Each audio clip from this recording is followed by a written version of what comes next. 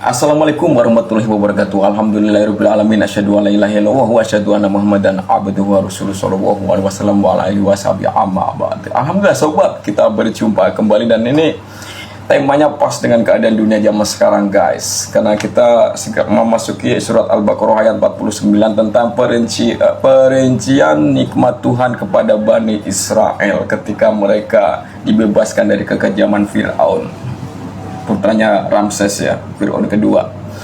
Dan ternyata zaman sekarang juga demikian. Jadi intinya gini, sebelum kita kaji ayatnya, jadi pengantar dulu ya. Nanti kalau nggak cukup waktunya cuma 5 menit kadang-kadang. Jadi setiap pemimpin atau penguasa kemudian dia menindas yang lemah, oke lah, kelihatannya menang. Dia ngebom sini, ngebom sono ya, ngebom Palestina, kemudian ngebom Lebanon, ngebom Iran. Iran, bravo Iran. Nanti oleh Allah akan dibalas. Nih tafsiran dari para ulama, ulama besar dunia tuh mengatakan nanti Israel habis tahun 2027, insya Allah. Karena apa? Jadi Bani Israel ini paling banyak disebutkan dalam kitab Allah, kitab apa? Al-Quranul Karim. Karena itu sebagai contoh umat manusia, karena mereka itu pembangkang.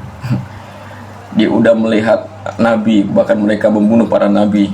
Kemudian bisa melihat Musa langsung ya, bisa lihat Musa bertapa atau taruh di Gunung Sinai selama 40 hari mereka membuat patung sapi, kemudian kafir lagi. Demikian juga disumpah di atas gunung, kemudian mereka kafir lagi. Kemudian disuruh Sabtuan, mereka malah mancing, kafir lagi. Demikian. Jadi berulang-ulang. Dan sekarang ini, zaman dahulu itu saking dihukum oleh Allah sehingga mereka berpencar ke Eropa, ya, berpencar ke beberapa negara. Dan sekarang oleh Allah Subhanahu wa taala dikumpulkan tahun 1948 dikumpulkan di Palestina yang dijembatani oleh Inggris ketika itu menang perang dunia kedua. Dan sekarang dibantu Amerika menindas. Sekarang Amerika udah tobat. Sekarang tinggal Israel. Itu kenapa? Jadi tujuannya Allah itu supaya mudah menghukum mereka. Jadi kumpulkan di suatu tempat, kemudian oleh Allah akan dihukum. Yang hukum itu bukan tangannya Allah langsung, tapi lewat perantara seperti orang-orang yang membela kebenaran. Jadi kalau kebenaran itu walaupun jumlahnya sedikit, pasti menang. Ini kata pengantar sebelum masuk ke Al-Quran surat Al-Baqarah ayat 49. Ini udah masuk 2 menit. Pun zaman dahulu ketika Bani Israel itu masih lemah dan mereka menjadi budak di Mesir pada zaman Fir'aun sebelum Masehi ya, jadi ribuan tahun yang lalu. Jadi Fir'aun kedua, Ramses, putranya Ramses yang pertama, yang keberapa itu, sama cari di Google deh, mesti ada. Jadi mereka dia bermimpi bahwa kerajaannya itu akan terbakar, sedangkan Bani Israel tidak. Maka mereka Raja Fir'aun itu punya kebijakan. Jadi kalau keturunan Bani Israel laki-laki itu dibunuh, kemudian dibiarkan yang perempuan.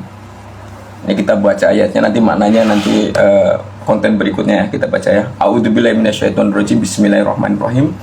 Wa idh najainakum min ali fir'auna wa idh najainakum min ali fir'auna yasumunakum su'al adab yudabihuna abna'akum wa yastahyuna nisa'akum wa fi dzalikum bala'um mir rabbikum adzim. Tuh. Jadi begitu. Wa idh ja'alna, dan ketika kami selamatkan min ali fir'aun, dari keluarga Fir'aun, yasumunakum, mereka menimpakan pada kalian su'ah, buruk, al-adab, siksaan, wa yudabihu abna'ahum, mereka menyembelih anak laki-laki kamu dan mereka membiarkan hidup anak perempuan kamu, wa yas'auna nisa'akum wa fi dzalikum bala'um mir rabbikum adzim, dan demikian itu cobaan dari Tuhan kalian yang besar. Tuh,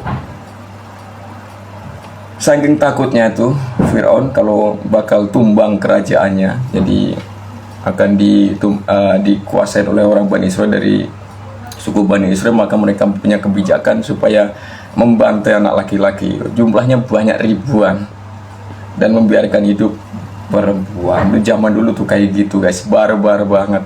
Makanya zaman sekarang tetap ada manusia itu tetap membantai ya. Contohnya nanti nih kita menjadi saksi hidup ya, insya Allah. Tunggu aja tahun 2027 Israel itu bagaimana. Assalamualaikum warahmatullahi wabarakatuh.